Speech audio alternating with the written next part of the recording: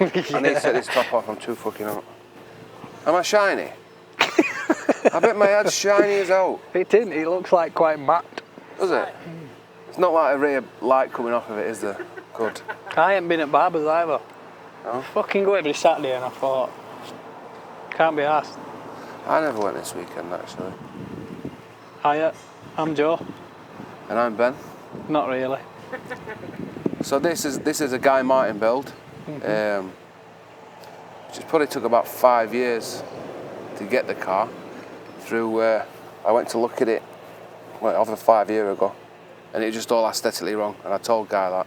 I says I can't work on that. Everyone will take piss out of me. I said I can't do it. It needs to be extended. And I suggested we put a 4-door door on it and move the B-post forward, and get the extra length in the back. And he was adamant. He's like, no. And then now and again he'd ring me up. If you come to my way of thinking, I'm like, no. So you come to mine, I'm like, so what's 200 mil or something like that. So he'd ring me 6, 7 o'clock in the morning. Come to my way of thinking, no. And then one day he just rang me, I was driving into work, and he's like, I sat with it for 2 hours and looking at it, he says, you're right, it needs extending. So Ben and I went down, didn't we? Yeah, as soon as I looked here, I agreed. It just aesthetically hit my eyes. So we just showed him what we wanted to do. He wanted to chop through the middle of it and extend it, but obviously that's highly illegal. So we says, we'll have to space frame it and extend it to 200 mil. So we went from there. Not even a week, was it? He dropped it off. He just phoned up and dropped it off. Jumped on fork truck with his flip flops, didn't he? Yeah. And got his engine, and obviously that's the engine and gearbox there. What he's done. So yeah, we're just finishing it off for him. Yeah, well, finishing it. We've just ripped it to bits. But it's the same job, innit? We just rip them all to bits and start again. There's not much remaining. It did start its life as a mint Escort Cosworth. Then it went to someone else. I'm not 100% sure on who did it. Another company, and they started it. They pick-upped it, and the work that they did, it was good. But it was just by the time, if we tried adapting our work to theirs, it just wouldn't have worked. So we decided to rip it all to bits and start from scratch.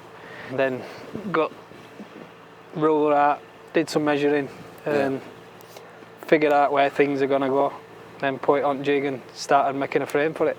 Yeah. So obviously you've got a book to go off. I mean, the holy grail. This is never going to be on road. It's going to be a race car, time attack car, and he's hoping to take it to Pike's Peak. So we've got to go within the rules of building Pike's Peak car. Whether he gets there or not, don't know. But we've got to do it to that spec. Yeah.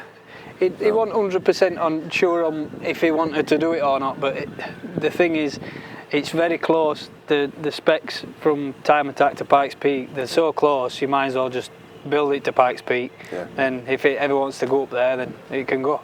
It's just like, it's got to have 3 braces on passenger side, 2 on drivers, and one single hoop all the way around without any joins in it. There's just certain aspects of the framework that they need to adhere to, which on other time attack cars you don't need.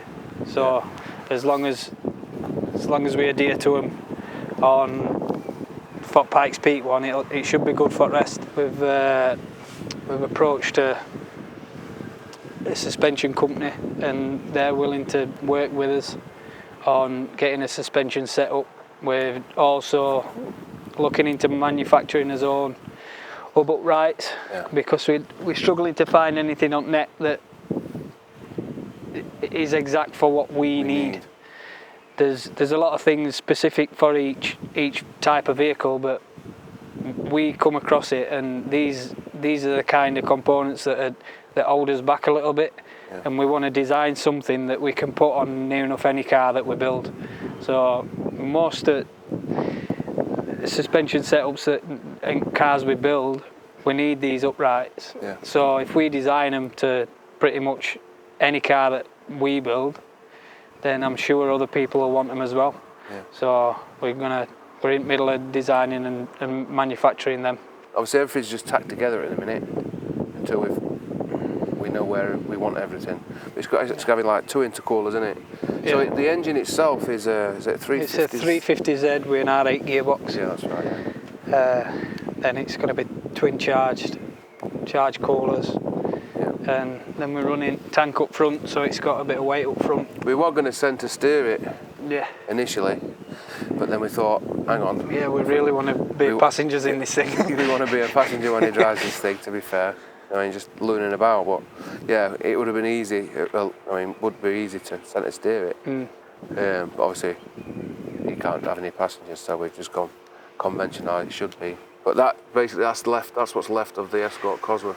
We'll chop a little bit more out of that as well. Yeah, just lighten it up a bit more. It's just like it's going to be like a skin over a space frame chassis. So then all panels we'll make them out of steel because we're widening them all.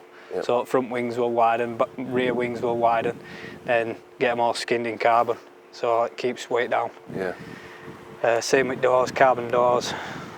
Yeah, the only thing steel is going to be the actual body, innit? Yeah. The actual door shuts. Yeah, door shuts as such. Yeah. We need him to commit on what size wheels he's having, and tyre set up, and then hopefully sort this design out. Yeah. Got the suspension guys, they'll come out then. Me and Ben were talking about, because an Escort Cosworth has its own whale tail, obviously this is because it's obviously now a pickup, it's lost all its, and no one's going to ever know that it were an Escort Cosworth aesthetic. They'll just think it's an Escort estate, but we've chopped the roof off. So we're on about incorporating like the spoiler on the back of the pickup bed, probably could hold the coolers or something. Yeah, like extend. It's like a upside down baseball in it on Cosworth. So we're thinking about extending roof out backwards like that, then bringing that whale tail into it, incorporating maybe intake, so it's functional. Yeah, functional. So that pulls air straight from a duct off at roof, and it's got a nod to what car it is. Yeah. Rather than change rear lights to actual Cosworth lights rather than the like P100 lights, them like that. Well, obviously once he come down and saw the shot, we had a long chat, all three of us, and he basically just said, I'll leave it in your hands. He gave us like free rein, and he trusted what we were saying. We went down to his house and had a further chat there, and he trusted his judgment, and he were like, listen boys, you'll do you.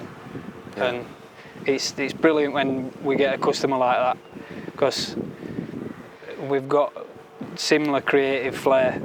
So like when we spitballing things to each other, it always ends up cool. So yeah, I'm glad we've got that.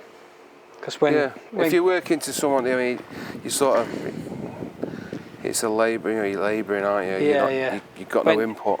And when you start on a job and you think you've got in your mind what it's going to look like, then we work the same. So it's all up in his head at a certain point. Then we kind of don't need to put it onto paper. No. We do, but we kind of don't need to. The car develops as you're building it. Even coping tubes and stuff. I mean, it's a lot of thinking in it. What was that set we got? What are they called? Yeah, centrifugal or something. Centrifugal. I don't know. Something along them lines anyway. But that helps us out a lot on angles and stuff. Yeah, cool that. Good little bit of kit. It's all 3D printed stuff. Yeah. Once we've got our hubs and wheels sorted, then everything's going to be adjustable. So all the bottom arms, top arms, everything's going to be fully adjustable. So we just need a total width at car, a suspension set up. Then suspension guys will probably get them down next time for a video, and they'll just that's their game. They know it inside and out, and we're going for an adaptive damper setup. So change it in cab, can't you? Yeah, and it's all digital on cab with like so many settings, so you can do it actively. So if you get a bit of rain, you change it, you just press a button and you're away, and it's constantly changing at like thousands of a millisecond. So it's a right bit of kit, and he knows the ins and outs of how to set it up and what we need. So he's a good guy to have on board. Yeah. I think he's running something like 1,200 horsepower. Yeah, he wants to go crazy, yeah. Which is standard for Guy, innit? Yeah. Initially what he wanted to do was have electric motors so it was 4-wheel drive and electrify the front. But there were talks of that years ago.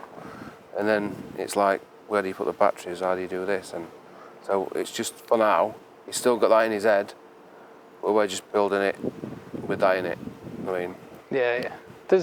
It'll evolve like they all do. We'll get it to a certain stage, but he's a driver, he's a rider, he knows it in and out, so we'll build it so we can adjust everything, literally. So it just tailored perfectly for him. Weight distribution, it should be sound, because the way the engine sits in it, the weight distribution, it's pretty much parallel. The drive shafts are going to be pretty much parallel to the floor. It's going to hunker down.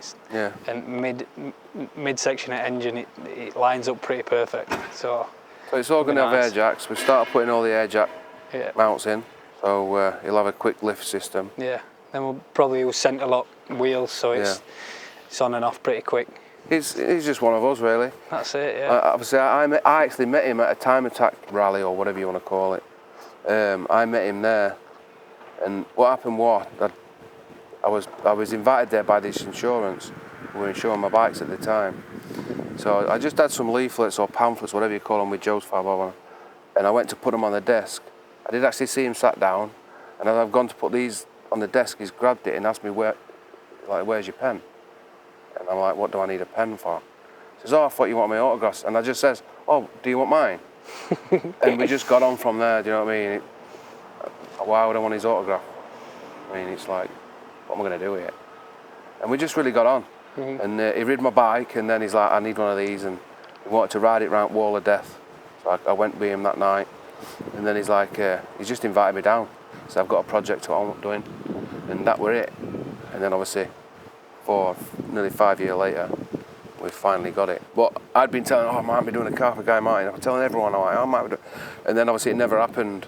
So I stopped talking about it, and then all of a sudden it was like, wow, he got back in touch with, I'm doing it. Yeah, well, mad, wasn't it? Because we were only talking about it. Yeah, and he literally rang me. On, I think it was Friday, wasn't it? We were sat over at road, and we were just talking about it. Then next thing, he was like, no way. The guy rung up, and then we're like, we've literally just been talking about your car. Yeah, crackers. There's a lot to do in that. Yeah. And obviously the table's awesome. I mean, proper jig table. Yeah. Everything's clamped down. Yeah, it's awesome. But yeah, we've got all the clamps. I can't wait to build something else on it, to be honest. Yeah. Could do it cool. 2 or 3 of them. Definitely. Anybody out there that wants to donate some tables. Yeah. They don't have to have wheels on. Yeah, whatever. We're not fussy. We both worked in like primitive shops. Do you know, we art this technology. We've used tape measures and a jig, you know what I mean? Yeah. It's then somebody gives you something like that, and it's fucking hell, what have I been doing all my life? Yeah, it makes it so much easier. Yeah, it's awesome. We're just growing as a company. We're only not even 12 months in yet, and what we've created so far, it's pretty fucking impressive, and we're only just scratching the surface. Like this next 12 months, it's going to grow massively. So just keep a lookout for us.